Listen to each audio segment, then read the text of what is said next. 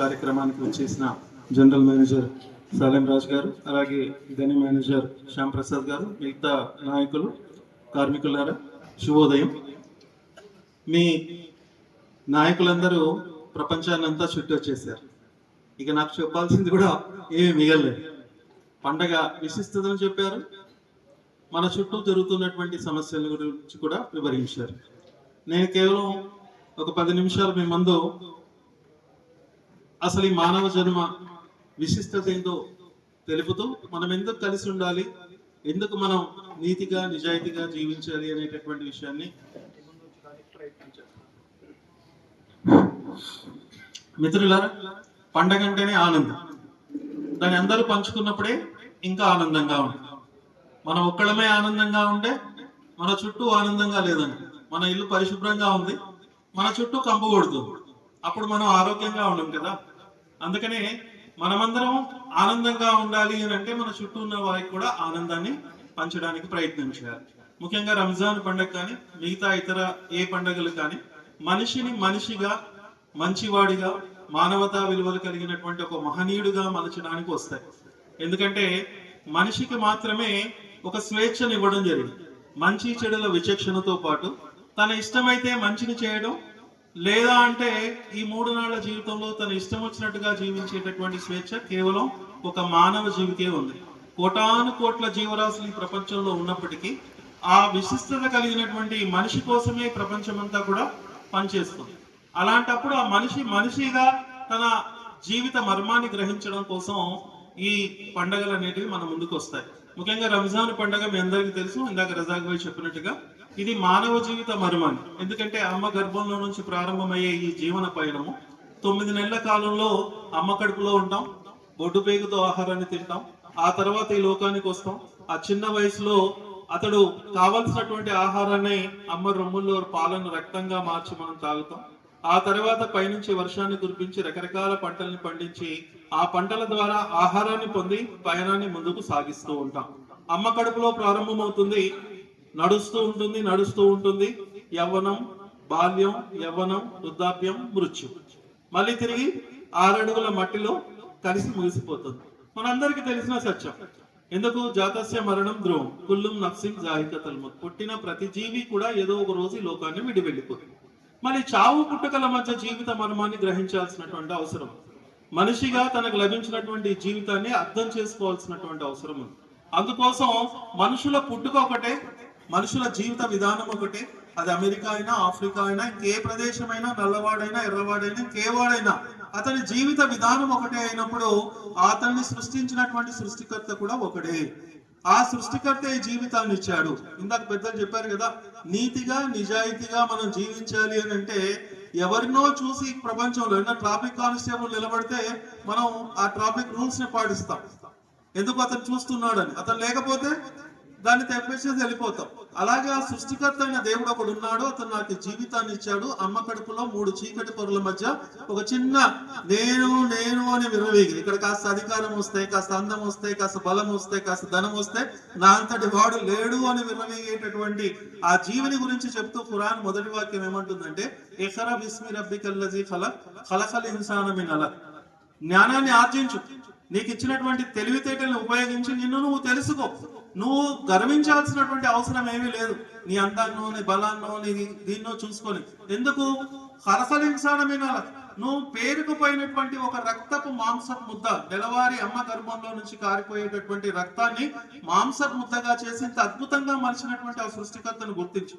అందులో మళ్ళీ ఆడామగగా చేసి వాళ్ళిద్దరి ద్వారా ఒక అద్భుతమైనటువంటి ఆ ఆప్యాయత, అనురాగాన్ని పొందేటట్టుగా చేసి. ఎందుకంటే మగవాడికి తోడుగా ఆడది లేకపోతే ఆ జీవితానికి ఆనందం ఉండదు.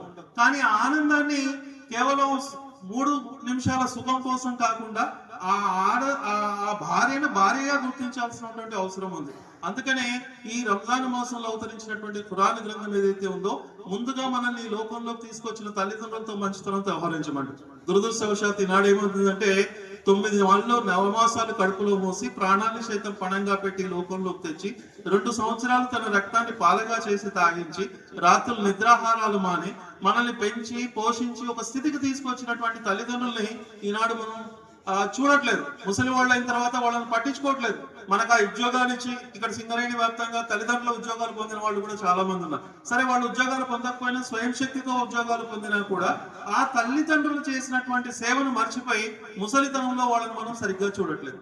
అందుకనే ఖురాన్ ఏమంటుందంటే, మీ తల్లిదండ్రులు ఒకరు కానీ ఇద్దరు కానీ ముసలివారు అంటే వారిని ఉఫ్ అని కూడా అనకండి, వారితో చీదరించుకుంటూ మాట్లాడకండి, వారికంటే ఎక్కువ స్వరంతో మాట్లాడకండి, వారికంటే ముందు కూర్చోకండి అంటుంది.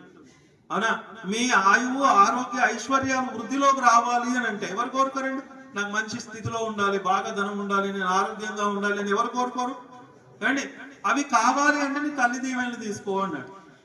దేవుడికి పోయి దండం పెడితేనో, చర్చికి పోయి ప్రార్థన చేస్తేనో, మసీదుకి వెళ్ళి నమాజ్ చేస్తేనో కాదండి దేవుడు సంతోషించేది. నీ తండ్రి సంతోషంలోనే దేవుడి సంతోషం ఉంది అన్న కనుక ఆ తండ్రి సంతోషపరిచేటటువంటి ప్రక్రియను మనం చేయాలి. ఆ తల్లిదండ్రులు మనం దూరం చేసేసాం. మన ఇంట్లో అన్నీ ఉన్నాయి, నెలకు ₹1,00,000 జీతం ఉంది, బుల్లెట్ బండి ఉంది, ఇల్లు ఉంది, అన్నీ ఉన్నాయి. కానీ లేనిదల్లా ఏంటి అని అంటే ఆత్మ సంతృప్తి లేదు, ఆనందం లేదు. భార్య మన మాటినదు, మన పిల్లలు మన మాటినాడు, పక్కోడు అసలే అయినాడు. ఎందుకు? పక్కోడు మనం పట్టించుకోం కదా. వాళ్ళతో మనం మంచిగా ఉండేటటువంటి ప్రవర్తన చేయాలి. ఎందుకు చేయాలి అని అంటే, నువ్వు వచ్చినప్పుడు పట్టుకొచ్చింది ఏం లేదు, పోయేటప్పుడు పట్టుకుపోయేది ఏం లేదు. కనీసం చచ్చిపోయిన తర్వాత నలుగురు మనల్ని భుజాన్ని ఇచ్చేటటువంటి మిత్రుల్ని తయారు చేసుకోవాలి. కల్మషం లేని మనసుతో జీవించాలి. దైవం నీకు ఇచ్చిన దాన్ని తిరిగి ఇచ్చాలి. ప్రకృతిలో మీరు చూడండి, ఏదైనా సరే తన దగ్గర ఉంచుకోవచ్చు. సైన్స్ తెలిసినటువంటి వాళ్ళందరికీ తెలుసు, ఒక చెట్టు ఉంది, తనకి ఎంత నీరు కావాలో అంత తీసుకుంటుంది. ఆ ఎక్సెస్ ఆఫ్ వాటర్ ని బాష్పోత్సేకం అనే ప్రక్రియ ద్వారా గాల్లోకి పంపుతుంది. అదే మేఘాలుగా మారి మళ్ళీ తిరిగి మనకు వర్షాన్ని ఇస్తాయి. పక్షులు, జంతువులు, ప్రతిదీ కూడా గాలి, నీరు అన్ని మన కోసం పనిచేస్తున్నప్పుడు మనం కాస్త స్వార్థాన్ని ఏం చేస్తే ఎంత ఉంటామంటే, సరే బాగా సంపాదించావు, దేశంలో ఉన్న ఆహార ధాన్యాలన్నీ ఇంట్లో వేసుకున్నావు, ఎంత తింటావు? రోజు బిర్యానీ తినగలవా? రోజు ఇంకేదన్నా తీసుకొని తినగలవా? ఈ దేవుడు స్వేచ్ఛనిచ్చి ఒక శిష్టాన్ని ఇచ్చాడు ఈ శరీరం. ఆ శిష్టాన్ని నువ్వు పక్కకు తెలిగిస్తే అనేక రోగాలతో నిన్ను ఇచ్చేస్తాడు. రకరకాల పండ్లను ఇచ్చాడు, పండ్లు తింటే ఆరోగ్యం అన్నాడు. లేదు, నేను కుళ్ళు పెట్టుకొని దాన్ని ఇంకేదో మందులాగా తెలుసుకొని బీరునో బ్రాండీనో తాగుతాను, క్షమించాలి అలవాటు ఉన్నవారు, అవి చేసుకొని తాగుతాను అంటే ఆరోగ్యం పాడైపోతుంది. దాని కాకుండా నువ్వు దాన్ని సరైన రీతిలో వినియోగించుకుంటే నీ ఆరోగ్యం కూడా బాగుంటుంది. అన్నిటికంటే ముఖ్యంగా ఆరోగ్యం బాగుండాలంటే ముందు మన బంధుత్వ సంబంధాన్ని మంచిపరచుకోవాలి. మొదట తల్లిదండ్రులతో మంచిగా వ్యవహరించాలి. ఆ తర్వాత మన కోసం తన జీవితాన్ని త్యాగం చేసి 20 సంవత్సరాలు తల్లిదండ్రులు వదిలేసి, అన్నదమ్ముల్ని వదిలేసి, తన సర్వస్వాన్ని వదిలేసి మన ఇంటికి వచ్చినటువంటి భార్య, పొద్దున్న లేస్తే మన కోసం సేవ చేసే భార్య, మా భార్య ద్వారా పొందిన సంతానంతో మన వంశం ముందుకు వెళ్తుంది. అలాంటి భార్య మీరు మంచివారు అని చెప్పగలిగితే మీకు స్వర్గం లభిస్తుంది అన్నారు ప్రవక్త. మన గుండె మీద చేసుకొని వారి భార్యతో ఎలా వ్యవహరిస్తున్నామో చూడండి. భార్యను ఒక ప్రియురాలుగా చూడండి, భార్యతో నవ్వుతూ మాట్లాడండి. అలాగే ఆ భార్యను కూడా చెప్పండి, భర్త ఇంటికి వచ్చినప్పుడు భర్తలో ఒక హీరోను చూసి, భర్తలో ఒక మంచి వ్యక్తిని చూడగలిగితే ఆమెకు కూడా స్వర్గాన్ని లభిస్తుంది. ఈ విషయాలన్నీ మన పిల్లలకు చెప్పాల్సినటువంటి అవసరం ఉంది. ముఖ్యంగా దేవుడిచ్చినటువంటి అవకాశాన్ని సద్వినియోగపరచుకోవాలి. ఇందాక పెద్దలు ఎవరో చెప్తున్నారు, ఒక మంచి ఉద్యోగం కోసం లేదా నెలవారీ సంపాదన కోసం బయట చూడండి, డిఎల్ఆర్లుగా వేరే పనులుగా చేస్తూ రేయనిక పగలనిక కష్టపడితే ఒక 20,000 సంపాదించడం చాలా కష్టంగా ఉంది. మీరు ఎంత అదృష్టవంతులండి, సింగరేణి లాంటి ఉద్యోగం వచ్చింది. ఇందులో అనేక సౌకర్యాలు ఉన్నాయి. హాస్పిటల్ సౌకర్యం ఉంది, ₹1,00,000 వైద్య సౌకర్యం ఉంది, ₹1,000 వస్తున్నాయి, తర్వాత బోనస్లు వస్తాయి, అవి వస్తాయి, ఇవన్నీ వస్తున్నప్పుడు